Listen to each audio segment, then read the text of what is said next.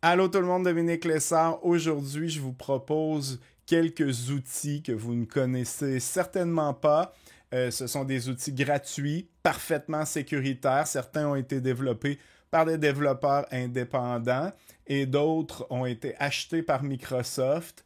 À la fin de la vidéo, ce sera des outils de pointe pour professionnels, mais que vous pouvez utiliser et que certainement vous n'avez jamais entendu parler de ces outils et je vais vous montrer ça. On commence tout doucement avec un outil qui s'appelle DNS Angel. En fait, c'est tout simple. C'est une petite interface qui vous permet de changer votre répertoire DNS avec un simple clic et qui vous permet de rendre sécuritaire la navigation sur Internet. Par exemple, vous recevez des enfants à la maison et tout, et vous êtes certain que la navigation sera sécuritaire. Vous faites simplement cliquer. Regardez, je vous montre un exemple très concret. Je fais une recherche classique XXX sur Internet et je fais ça. Alors, j'ai plein de sites de pornographie qui vont apparaître et je recule comme ça ici et je vais prendre par exemple Cloudflare Family, je l'active et je reviens sur mon navigateur et je fais exactement la même recherche. Maintenant, j'ai des pages qui sont sécuritaires, donc Wikipédia, le Sage Journal, du vélo ici et tout ça. Donc, je n'ai plus aucun site pour adultes ici, simplement en activant ceci. Donc, vous avez plusieurs répertoires que vous pouvez prendre. Ils font sensiblement la même chose. Et vous cliquez ici sur Restore DNS pour revenir à votre configuration initiale. Et pour télécharger ce magnifique logiciel, eh bien, j'ai mis le lien en description, mais vous allez arriver sur cette page et c'est tout au bas ici. Passez les publicités, ne cliquez pas ici sur la publicité, vous allez tout au bas ici dans Download, vous allez télécharger et regardez, ce sera ce fichier que vous allez télécharger et ils ont même mis un lien pour faire un scan automatique du logiciel sur Virus Total et c'est parfaitement propre. Donc, vous pouvez télécharger et il n'y a pas d'installation. Une fois que c'est téléchargé, vous faites simplement exécuter le fichier exécutable et vous allez avoir tout de suite ce petit logiciel. Mais attendez, j'ai quelque chose de vraiment bien pour vous. En fait, ça m'a été demandé souvent dans les commentaires et je vous montre ça. Regardez, si vous êtes par exemple dans Google Chrome, mais ça peut marcher avec d'autres navigateurs comme Edge ou Firefox, Opera par exemple. Vous voulez récupérer vos mots de passe qui sont enregistrés dans le navigateur, eh bien, la façon de faire, normalement, ce serait d'aller ici, d'aller dans Mots de passe, gestionnaire de mots de passe, et là, je suis dans Google Chrome, et de cliquer ici sur les trois petits points, aller dans Paramètres ici, et aller, si je ne me trompe pas, ici, exporter des mots de passe. Et là, on clique sur télécharger le fichier, on rentre notre mot de passe et on télécharge le fichier. Et ce sera un fichier comme ça ici, un .csv. Eh bien, ça va être toutes les données, toutes écrites en ligne et c'est très difficile à lire. On peut le reformater avec d'autres logiciels pour que ça soit facile à lire, mais le fichier qui va nous générer va être extrêmement difficile à lire. Eh bien, j'ai quelque chose pour vous. Sur ce site web, je vous mets le lien en description. Il y a, regardez, plusieurs mini-logiciels qui sont gratuits. Par exemple, ici pour Firefox, moi je prends le Chrome Pass ici pour Chrome. Je clique et je vais tout au bas ici. Et je peux, oui, ici, Download Chrome Pass. Et je télécharge le fichier. Le petit logiciel sera à l'intérieur. Et regardez ici, vous aurez besoin du mot de passe pour ouvrir le fichier. Et il n'y a rien à faire. Je vais tout de suite avoir cette interface où tous mes mots de passe sont bien listés ici. Bien sûr, moi, j'ai fait un clic droit ici. J'ai fait Choose Column et j'ai enlevé les colonnes de mots de passe parce que je ne voulais pas vous partager mes mots de passe, bien sûr. Donc, mais vous allez voir vos mots de passe ici. Vous allez aussi voir s'ils sont forts ou faibles. Mais la beauté aussi, c'est que vous pouvez cliquer ici sur File et faire Save Selected Item. Et vous allez sélectionner les mots de passe que vous voulez exporter. Et vous pouvez bien sûr faire Edit et Select All, comme ça ici. Et ensuite File, et vous allez faire Save Selected Item. Et là, bien, vous allez avoir un fichier comme ça ici, qui est un .txt.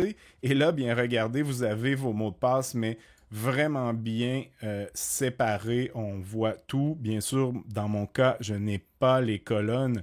Donc, vous ne voyez pas mes mots de passe, mais vous auriez vos mots de passe ici. Et là, tout est bien détaillé et vous pouvez naviguer comme ça et voir tous vos mots de passe, les sauvegarder ailleurs pour en avoir une copie.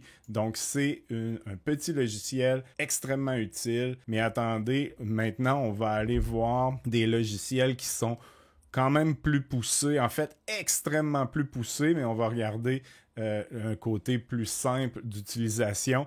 Mais là, vous allez voir, c'est du sérieux et c'est vraiment quelque chose qui peut vous être extrêmement utile. Alors, si de quelconque façon vous avez trouvé un élément intéressant dans cette vidéo, n'hésitez pas et venez me rejoindre sur ma page Patreon. C'est complètement gratuit. Je vous donne deux façons. La première, le lien est en description de la vidéo, mais sinon, vous pouvez simplement écrire comme ça ici dans Google Patreon le filtre ou le filtre Patreon. Vous allez voir Dominique Lessard en train de créer des tutoriels techno.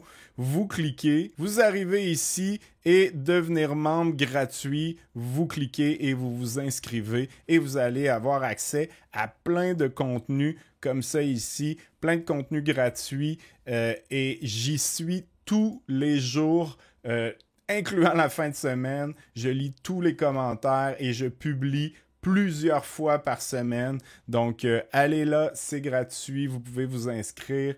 Et bien sûr, ceux qui passent à des abonnements payants, bien, je vous remercie énormément. Donc, allez voir ça, Patreon le fit, le lien est dans la description ou inscrivez ça dans n'importe quel moteur de recherche.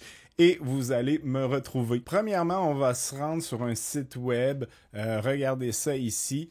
C'est le site web de SysInternals qui est un ensemble d'outils qui ont été développés, regardez ici, en 96 ici par cet individu. Et ces logiciels qui ont été développés, eh bien, ils ont été achetés par Microsoft et depuis ce temps, bien, une multitude d'informaticiens et de techniciens en informatique utilisent ces logiciels au jour le jour. Regardez, il y en a beaucoup, mais nous, on va regarder deux en particulier qui vont être utiles à tous. Le premier qu'on va regarder, ça va être celui-là ici, Process Explorer. Donc, tout ce qu'on a à faire, c'est on clique comme ça ici. On va descendre et on va aller dans Download. On va faire Download Process Explorer. Donc, vous allez vraiment le télécharger et l'exécuter. Vous allez voir, il y a deux exécutables. Si vous avez un système 64 bits, vous exécutez celui qui est 64. Vous allez voir, il y en a un qui est avec un A. 64A, ne prenez pas celui-là, prenez celui qui est 64 si vous avez un système 64 bits et prenez celui qui n'a pas de chiffre si vous avez un système 32 bits. Lorsqu'on ouvre le logiciel, eh bien, c'est ça qu'on obtient ici. En fait, c'est un Task Manager. Donc, vous savez, Task Manager, c'est lorsqu'on fait clic droit sur la barre de tâches en bas ici et qu'on va faire gestionnaire de tâches, donc le Task Manager, le gestionnaire de tâches, on l'ouvre. Eh bien, c'est un gestionnaire de tâches comme ça ici qui vous permet de voir les processus qui sont sur votre système présentement et qui fonctionnent, mais vous allez voir qu'on peut faire beaucoup plus avec celui-ci. Puis regardez ici à gauche, vous avez tous les processus qui sont en cours sur votre système ici. et sous forme d'arbre. Donc, vous pouvez entrer, par exemple, moi, NVIDIA Web Helper, je peux entrer et voir ce qui fonctionne à l'intérieur, comme ça ici. Vous voyez que moi, j'ai ici en bas peut-être des onglets que vous n'avez pas. Eh bien, pour les rendre visibles, il faut simplement cliquer sur View ici, Lower Pane View, ici, on clique et on va sélectionner ici DLL, comme ça ici, et vous allez avoir ces onglets ici. Vous allez voir que c'est des onglets qui peuvent être importants. L'idée, c'est de regarder les programmes qui sont en cours d'exécution dans notre système ici et de voir s'il y a quelque chose qui est peut-être suspect ou que vous ne connaissez pas. Par exemple, Lightshot ici. Moi, je sais c'est quoi. C'est mon logiciel pour faire des captures d'écran. Mais peut-être que vous avez quelque chose ici que vous ne connaissez pas. Eh bien, premièrement, lorsque vous allez cliquer, vous allez pouvoir avoir de l'information ici sur les DLL qui sont utilisés. Bon, vous allez me dire, bon, peut-être que vous ne connaissez pas ce que fait tous ces DLL et c'est bien correct, mais regardez l'utilité que tous peuvent utiliser. On va faire un clic droit ici et on va faire, regardez ici, checkvirustotal.com. Donc ça, c'est ce qui est vraiment bien. C'est que si vous vous demandez, eh bien, est-ce que j'ai quelque chose qui est peut-être un virus qui est en train de fonctionner sur mon système, eh bien, vous le sélectionnez, clic droit, check virus total. On va vous demander, bien sûr, d'accepter les termes de virus total. Et vous allez voir ici dans la colonne virus total, ici, après un certain temps, vous allez voir apparaître une cote, donc 0 sur 76. Donc, ça veut dire qu'il n'y a aucun virus qui est associé à ce processus. Et si vous vous rappelez, bien, virus total, c'est un agrégateur d'antivirus. Donc, il va scanner notre fichier avec plus de 76 ici, antivirus reconnus partout dans le monde et chacun de ces antivirus va pouvoir rendre son résultat. Donc ici, on a 0 problème pour ça. Donc c'est vraiment bien car ça nous permet d'effectuer un scan précis avec une multitude d'antivirus sur des processus qui sont présentement en cours dans notre système. De plus, à partir de ce logiciel, on peut bien sûr cliquer et arrêter un processus. On peut aussi arrêter le processus et tout l'embranchement du processus. On peut redémarrer un processus ou même le suspendre ici. Et si je double-clique sur un processus, eh bien, j'aurai une fenêtre qui va me permettre d'avoir plusieurs informations sur ce processus ici, d'où provient-il dans mon système, où est-il installé, les performances du processus, comme ça ici, les ressources qu'il demande et tout ça. Donc, c'est vraiment un outil qui vous permet d'analyser votre système et vous pouvez comprendre qu'on peut aller très loin avec cet outil. Et maintenant, il y a un autre logiciel qui va de pair avec celui-ci que je vous incite à télécharger. Bien sûr, encore une fois, c'est complètement gratuit. C'est ici Autorun. Donc, vous retournez sur la page de téléchargement, vous cliquez sur Autorun et ce sera la même chose. Vous allez le télécharger en cliquant ici un petit peu plus bas sur Download. Et là, bien, vous allez avoir ceci. Et là, on se rappelle tout à l'heure, notre gestionnaire de tâches qui nous donnait de l'information, par exemple, les applications de démarrage ici, donc les applications qui vont démarrer en même temps que notre système. Eh bien là, c'est une version extrêmement avancée de ce système-là où on va pouvoir vraiment voir tout ce qui démarre en même temps que notre système. Par exemple, ici, si je mets l'onglet Everything, bien, je vais voir tout ce qui démarre avec mon système ou avec d'autres logiciels. Mais regardez, si je mets, par exemple ici, Logon, eh bien ici, je vais voir tout ce qui démarre au démarrage de mon PC. Mais si je clique sur Explorer, eh bien je vois tout ce qui démarre lorsque Explorer démarre. Et j'ai la même chose pour tout ça ici. Donc, vous pouvez regarder ça. Par exemple, Office, qu'est-ce qui démarre lorsque Office démarre? Et on a aussi l'onglet ici, Schedule Task, qui sont des tâches qui sont programmées dans mon système pour démarrer à un certain moment. Je peux même voir ici à quel moment elles sont programmées.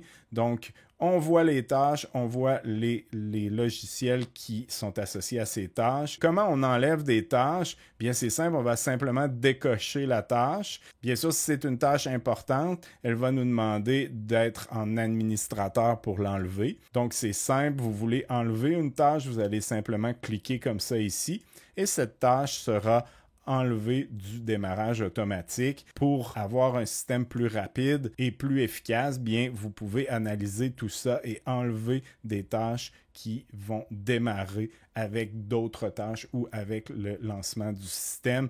Et on peut aller vraiment beaucoup plus loin avec ça qu'avec l'explorateur ici qui est très limité. Et bien sûr, vous avez, comme vu précédemment, si vous voyez un processus qui vous semble louche, vous pouvez le sélectionner, faire clic droit et bien sûr faire check virus total et vous allez avoir un résultat qui va vous être donné comme on a vu précédemment, donc 0 sur 77. Je peux cliquer dessus pour accéder à Virus Total et avoir un détail du résultat. Donc, dans ce auto-run aussi, je peux aller valider des processus qui démarrent de façon automatique et on sait très bien que les virus et les malwares sont très friands de démarrer automatiquement dans notre système sans qu'on aille à le faire. Donc, vous pouvez les détecter de cette façon. Donc, ces outils,